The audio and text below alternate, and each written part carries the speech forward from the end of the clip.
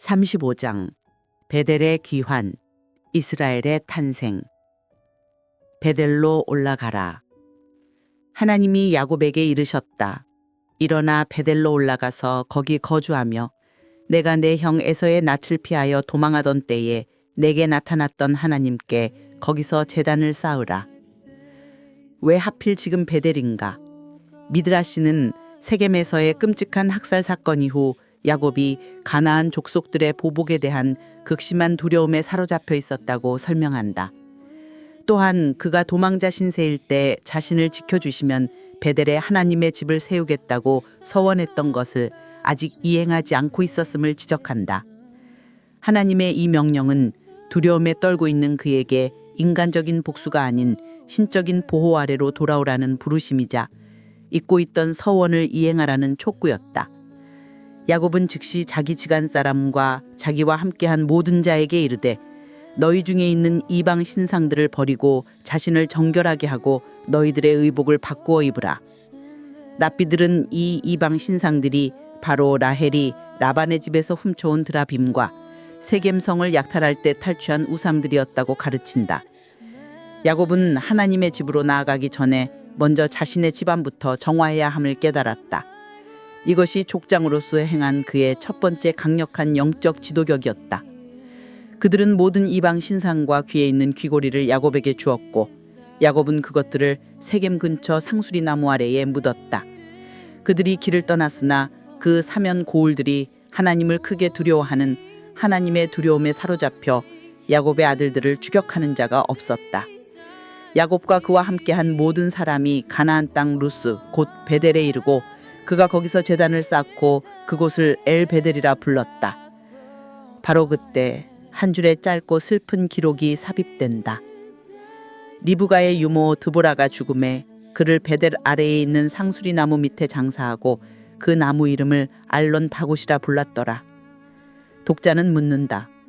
왜 갑자기 유모의 죽음이 기록되었는가? 미드라시는 여기서 가슴 아픈 비밀을 읽어낸다. 늙은 리브가가 아들 야곱이 돌아온다는 소식을 듣고 자신이 가장 신뢰하던 유모 드보라를 마중 보냈다는 것이다. 드보라는 야곱을 만나 함께 베델로 돌아오는 길에 죽었다. 즉 드보라의 죽음은 야곱이 평생 그리워했던 어머니 리브가의 부고를 암시하는 것이었다. 야곱은 어머니의 임종조차 지키지 못했다는 슬픔에 그곳을 통국의 나무라 부르며 오열했다. 이스라엘, 새로운 이름의 확증. 야곱이 바단 아람에서 돌아오매 하나님이 다시 야곱에게 나타나사 그에게 복을 주시고 이르셨다. 네 이름이 야곱이지만은 네 이름을 다시는 야곱이라 부르지 않겠고 이스라엘이 네 이름이 되리라.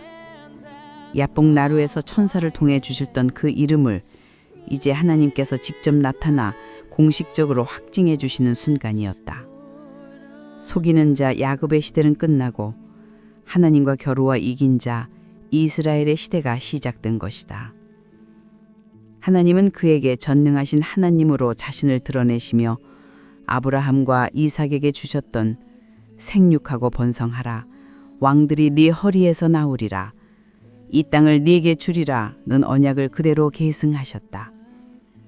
야곱은 하나님이 자기와 말씀하시던 곳에 기둥, 곧 돌기둥을 세우고 그 위에 전제물을 붓고 또 그 위에 기름을 붓고 그곳 이름을 베델이라 다시 불렀다. 길 위에서의 탄생과 죽음. 그들이 베델을 떠나 에브라까지 이르렀을 때 라헬이 해산하게 되어 심히 고생하였다. 그녀가 난산하며 죽게 될 때 아들의 이름을 베논이라 불렀다.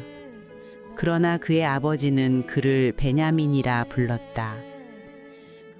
랍비들은 여기서 야곱의 깊은 믿음을 본다. 그는 사랑하는 아내가 죽어가며 남긴 슬픔의 이름을 힘, 능력, 남쪽을 상징하는 축복의 이름으로 바꾸어 불렀다. 이는 비극 속에서도 하나님의 언약을 굳게 붙들려는 그의 의지를 보여준다.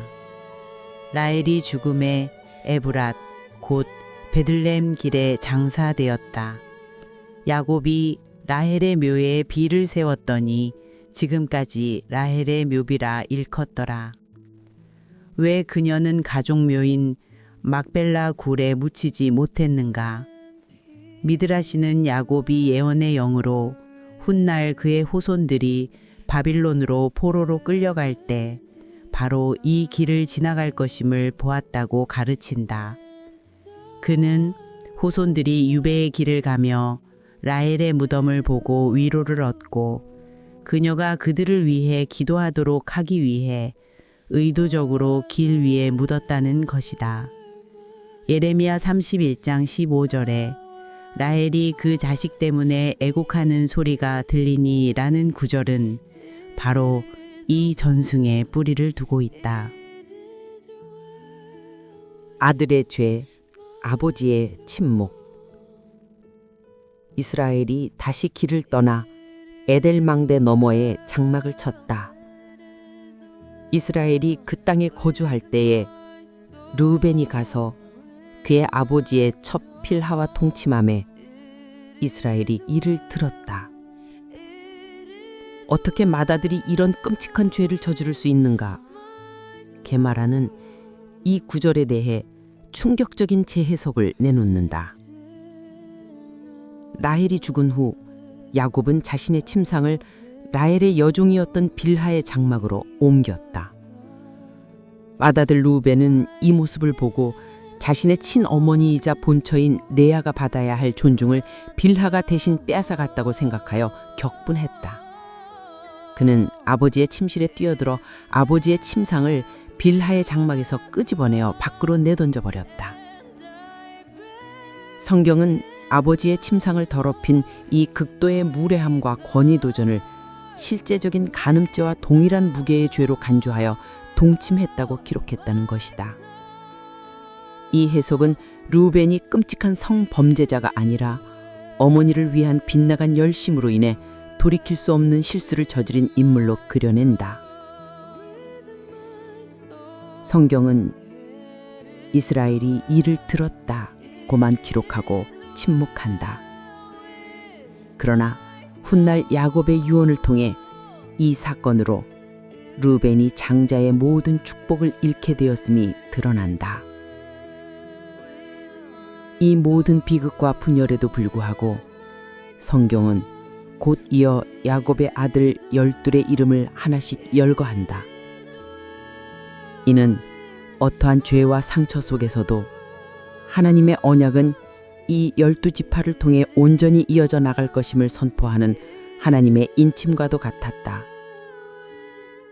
마침내 야곱은 기럇 아르바 곧 헤브론의 마므레에 이르러 그의 아버지 이삭에게로 돌아왔다. 이삭의 나이가 180세였다. 그가 나이가 많고 늙어 기운이 다함에 죽어 자기 조상에게로 돌아가니 그의 아들 에서와 야곱이 그를 장사하였다. 이스마엘과 아브라함이 무덤 앞에서 화해했듯이 에서와 야곱도 아버지의 무덤 앞에서 자신들의 기나긴 갈등의 마지막 마침표를 찍었다.